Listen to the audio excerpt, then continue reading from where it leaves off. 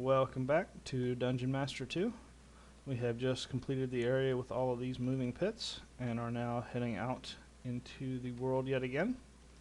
You can see a blood fountain here, and as soon as I take one more step forward, we are going to be facing yet another new enemy. I'm going to go ahead and prepare a fireball, as these guys are weak to fire. And these are the machete skeletons.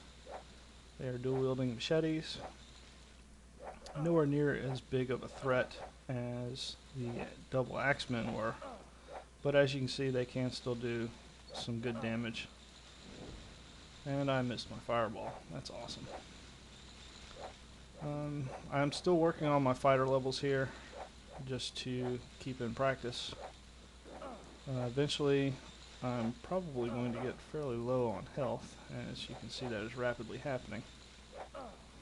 And well, the easiest thing to do is to go back through this arch where they can't go if you ever need to stop and heal up, or you can just sit there and chuck a whole bunch of fireballs at them, as they are weak to fire,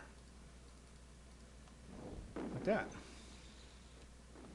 And they'll conveniently line up for you as well, if you feel like getting them in a spot where they can't go. But I'm going to go ahead and just kill this one. Thrust, come on, get out of the way. And you can see that whirlwind back there. Every once in a while he will actually hit a skeleton with the lightning bolt for you. Help damage a bit. But moving on, we've killed all three of those. They do drop the machetes.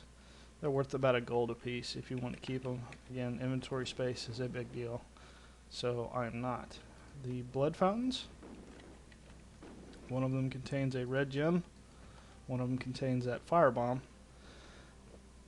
and then we also see a shop. This is the magic shop.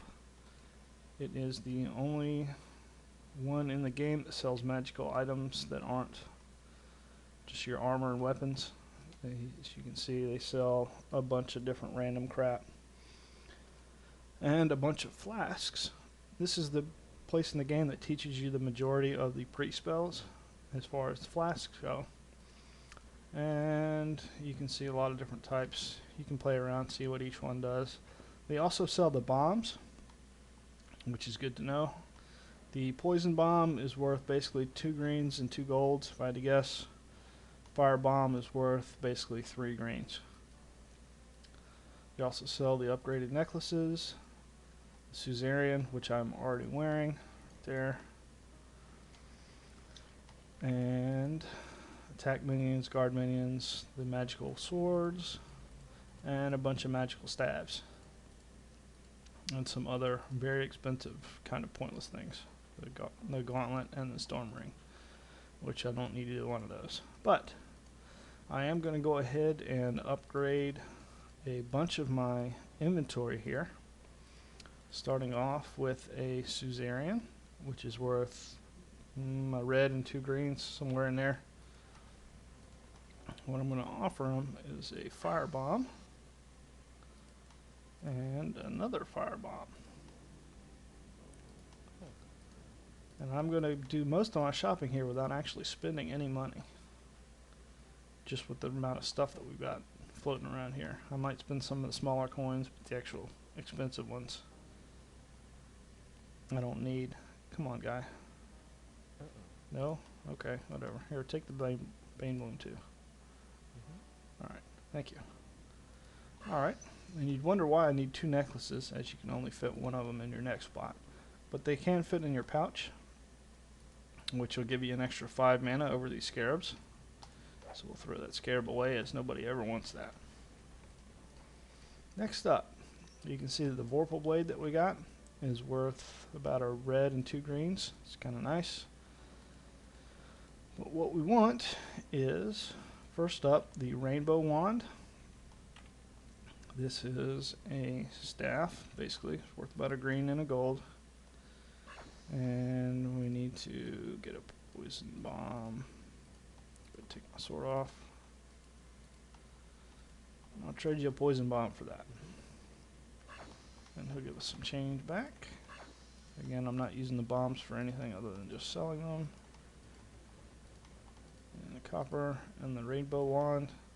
And what's nice about the rainbow wand, it is the only wand that will fit in your pouch. Again, it's going to give us an extra 5 mana over this scarab, which we can throw away. Next up is the Emerald Orb. This is the second best staff in the game as far as how much overall mana it gives you. And for some reason, the Snake Staff is worth more than the Emerald Orb in the shop. So we can do an even exchange for that. And the Emerald Orb gives us a whopping 30 mana to our maximum capacity. So it is very worth it. We are rapidly gaining mana. Alright, so we've gone through there. I don't need any of this crap. Get them away. Next up is the guard minions. We are going to buy every single one of these that the guy has. It costs basically a firebomb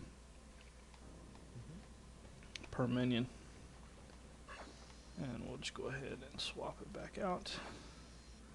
These will come in very handy in the final fight in the game, having some pre-prepared minions that we don't actually have to spend any money on.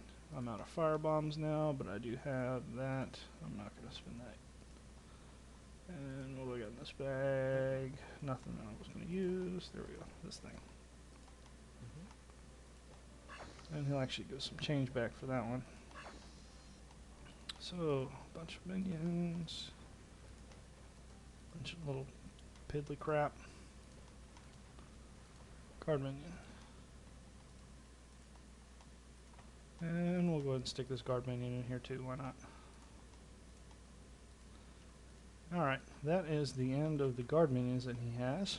He doesn't have any more to sell. We're going to sell our Vorpal Blade now that we don't need it anymore. And we're going to buy the Zoblade, which is worth a little more than 3 reds. This is worth a red and 2 greens. So the Zoblade is a very interesting weapon. It is the only weapon that will raise your wizard levels by attacking with it. Make sure that's everything I wanted to sell. It is. So it will gain some wizard levels if you use it as an actual sword. But more importantly, it has a spell which will come in very handy once we actually get into the keep. Come on, hurry up, guy. I don't have all day. Here. Take some gold. I don't want this crap. Okay, you'll do that. Alright, this is the Zoblade. If I use it as a weapon with the cut or cleave, it will gain wizard levels by doing that, and then it also has that spell, which is the open close spell. It will save us a bunch of mana by having that, as it can do that unlimited times, and we're going to need that spell here very shortly. Okay, you guys get out of the way. Alright, we're done with this place. And another attack minion has spawned. Get very used to seeing this guy. He doesn't usually come in here, and I'm surprised he did. Get him off, stupid way. Alright, there we go. He was a lot weaker than the one that spawned in the very beginning of this place. Now, moving on. This is where the skeletons were. We're going to move out this way. And this is a passage that has opened up in our initial walkthrough. As you can see, this is where we got the Vorpal Blade from the first time. So now that we have gone through the pits, we can take the back door out of here. And we're pretty much done with the exterior of the castle. And it's time to actually go into the inside itself. See that door automatically opened when we walked into it? And you might recognize this place, as this was the door we could not open before in the second area. This is where we got our Morning Star and the door with that requires these key pieces. So let's go ahead and get them out of our inventory for right now. Putting them in there, it doesn't matter what order you put them in. And 4. Alright, just hearing some grinding noises. That tells us that the door is opening. Alright, we're going to leave that open for right now, as we're not quite ready to go into the castle yet. And instead, I'm going to... Alright, I don't need anything else from here. We're going to put our dagger back in. Instead, we're going to make a couple short side trips. First up, we're going to move back this way into the Thorn Demon area, as we are now able to kill these guys. But that is going to have to wait until next time. I will see you guys for some Thorn Demon hunting. Hey, there's my steak that I dropped. See you guys then.